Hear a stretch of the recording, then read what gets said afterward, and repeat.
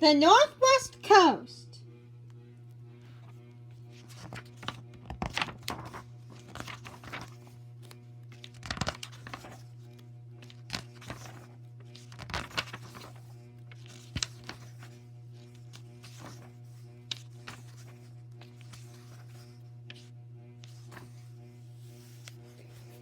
The Northwest Coast, as described in this book, extends from 600 miles in a narrow strip from Vancouver Island in British Columbia south to the Oregon-California border. Buttressed by mountains of the Coast Ranges and battered by the Pacific's relentless surge, the area has a stunning variety of natural features, from the glacier-clad Olympic peaks to shadowy rainforests to scalloped tidal pools at the sea's edge. Civilization intrudes on much of the region, but in places like the Sisseoka National Forest in Oregon, Washington's Olympic Peninsula, and the rugged coast of Vancouver Island, the wilderness endures. The many rivers are shown in blue on the map below. Trails mentioned by the author are in black. Red lines enclose national parks and forests, Indian reservations, and wildlife refuges. Black squares denote places of special interest, and blue dots trace scenic waterways. This is the Northwest Coast.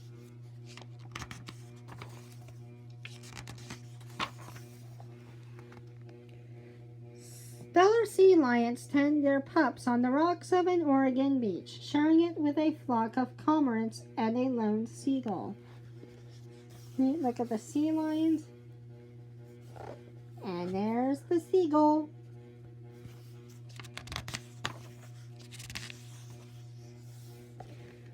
Hood Canal, a saltwater arm of Puget Sound, shimmers in the afternoon sun. Across the canal, the Olympic Mountains begin abruptly and stretch westward, rising above 6,000 feet.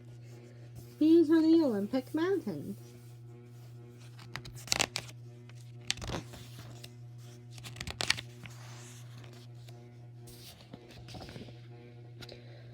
A train of frothy sediment-laden waves seen from above carries the tools of erosion into the job of grinding the shoreline. In one day, ocean currents can bring 1,000 tons of erosive material to bear on 1 mile of coast. See?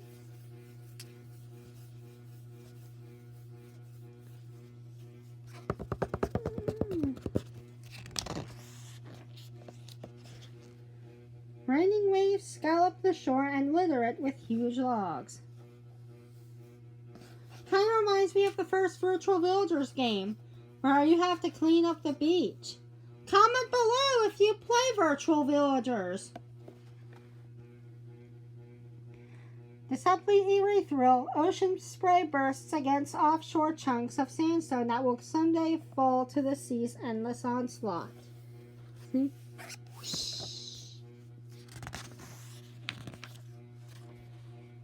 A flotilla of logs, launched by an unusually high tide, menaces a stretch of Washington shoreline. Some of them measuring 35 feet long, these formidable weapons can inflict severe damage. In time, the battered shore will be worn away, and the pine tree, standing at right, will topple into the water to become, like the others, a derelict and potential weapon. The color and texture of a mineral-streaked boulder show its origin, the base of the cliff background from which it was torn by the sea.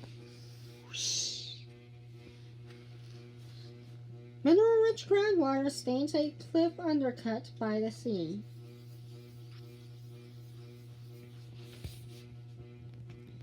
It looks pretty golden here.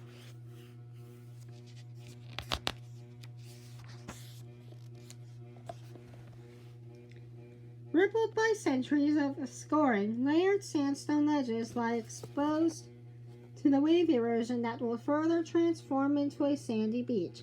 The layers, once horizontal, were tilted by upheavals in the earth 30 million years ago. See?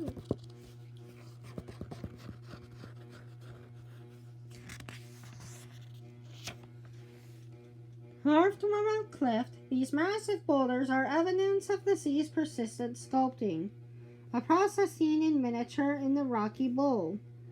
In the foreground, here at each height's wide waves spin the small rocks around, their abrasive movements widening and deepening the hollow. See? Big rocks.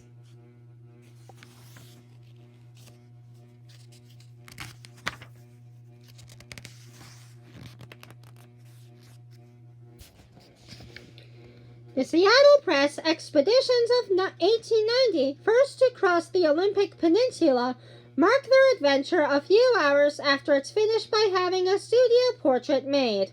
Complete with one of their dogs, their trek through the mountain wilds took 22 weeks and exposed them to extreme cold, near starvation, and other perils.